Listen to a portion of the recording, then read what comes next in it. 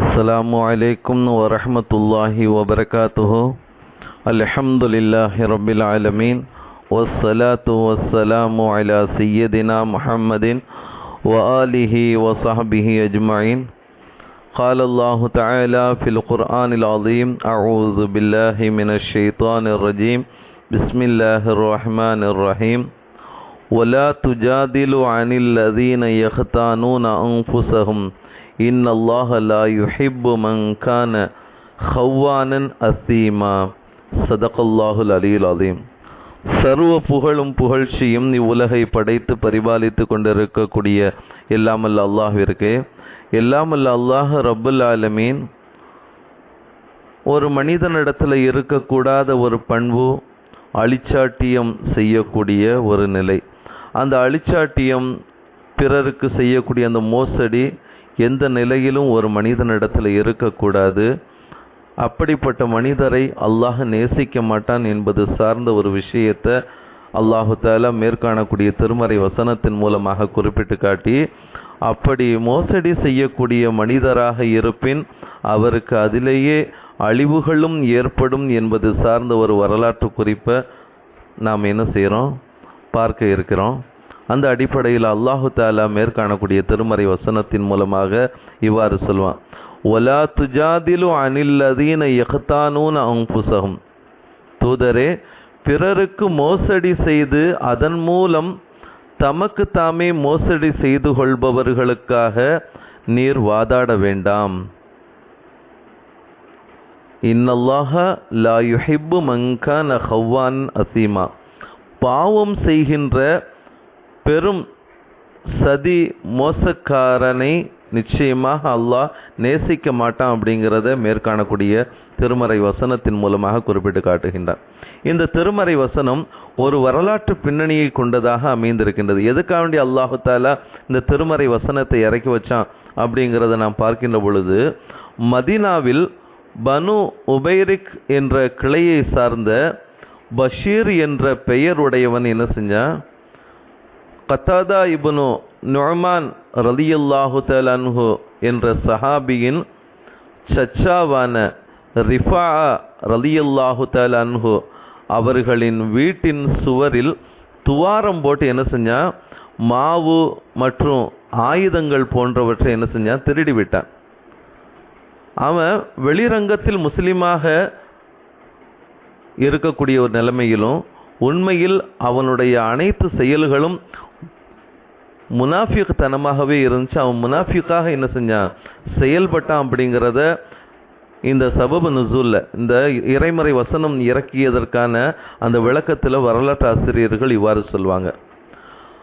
அந்த நிலைமையில அவனை குற்றம் பொழுது, அதாவது இந்த ரெண்டு சஹாபிகளும் என்ன செஞ்சாங்க, கத்தாதா ரலியல்லாஹு தஆலா அன்ஹு அவர்களும் ரிஃபா ரலியல்லாஹு தஆலா அன்ஹுமா ஆகிய இருவரும் நபிகள் நாயகம் ஸல்லல்லாஹு அலைஹி வஸல்லம் அவர்களிடத்துல போய் இவ்வாறு வீட்டை துவாரமிட்டு என்ன செஞ்சிட்டான், மாவு ஆயுதங்கள் போன்றவற்றை திருடி விட்டான் என்பதாக சொன்ன பொழுது, அவனை குற்றம் பிடித்த பொழுது அவன் என்ன செஞ்சான், தன்னை காத்து கொள்வதற்காக வேண்டி லபீத் ரலியல்லாஹு தஆலா என்ற உண்மை சஹாபியின் மீது இட்டு கட்டினான்.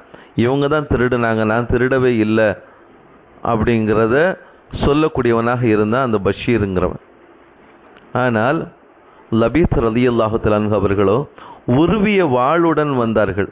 வந்து உண்மை வெளிவராதவரை வாள் உரைக்குள் செல்லாது என்பதாக லபீத் ரலியல்லாஹு தஆலா அவங்க என்ன செஞ்சிட்டாங்க, சொல்லிவிட்டாங்க. உடனே இந்த நிலைமை பார்த்து, இதில் வேற ஏதாவது ஏடாவிடமான ஒரு நிலைகள் நமக்கு வந்துவிடும் அப்படிங்கிறத பயந்தவன் அந்த பஷீர் என்ன செஞ்சான், உடனே ஒரு யூதனை இட்டுக்கட்டி அவன் வீட்டிற்கு முன்பாக சிறிது மாவை தூவி விட்டான். நபிகள் நாயகம் ஸல்லல்லாஹு அலைஹி வஸல்லம் அவங்க அந்த யூதனுக்கு தண்டனை தருவதற்கு என்ன செஞ்சாங்க, முடிவெடுத்து விட்டார்கள். அந்த நேரத்தில் அண்ணலம் பெருமானார் ஸல்லல்லாஹு அலைஹி வஸல்லம் அவர்கள் ஹஸ்ரத் ரிஃபா ரலியல்லாஹு தஆலா அன்ஹு, ஹஸ்ரத் கத்தாதா ரலியல்லாஹு தஆலா அன்ஹுமா ஆகிய இருவரையும் அழைத்து, ஒரு முஸ்லிமின் மீது பழி சொல்கிறீர்களே என்பதாக நபிகள் நாயகம் ஸல்லல்லாஹு அலைஹி வஸல்லம் அவங்க கடிந்த பொழுதுதான் இந்த வசனம் இறங்கி உண்மை குற்றவாளி அந்த பஷீர் என்ற முனாஃபிக் தான் என வெளிப்படுத்தக்கூடிய ஒரு நிலைமையில் அல்லாஹு தாலா என்ன செஞ்சான், திருமறை வசனத்தை இறக்கி வச்சான்.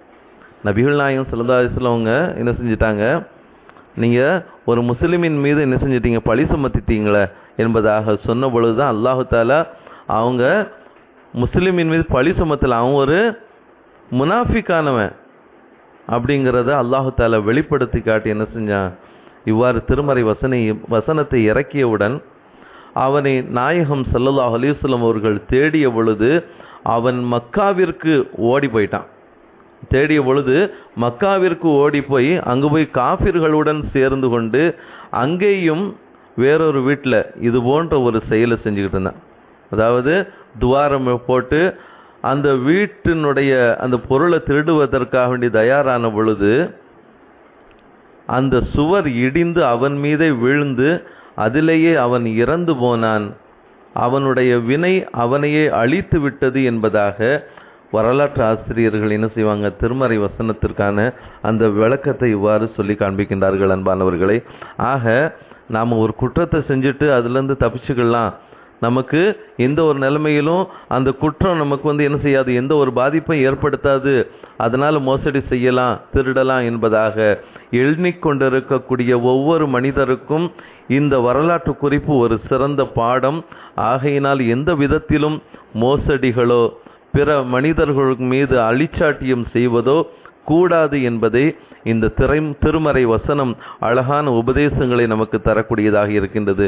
எல்லாம் வல்ல அல்லாஹ் அப்படிப்பட்ட அழிச்சாட்டியங்கள் மோசடிகளை விட்டும் நம் அனைவரையும் பாதுகாத்து எல்லா விதத்திலும் உண்மை முஃமின்களாக வாழக்கூடிய உண்மை முஸ்லிம்களாக வாழக்கூடிய பாக்கியத்தை அல்லாஹ் தந்து முனாஃபிகான அந்த தன்மைகளை விட்டும் நயவஞ்சக தன்மையை விட்டும் அல்லாஹ் நம் அனைவரையும் பாதுகாத்தருள்வானாக.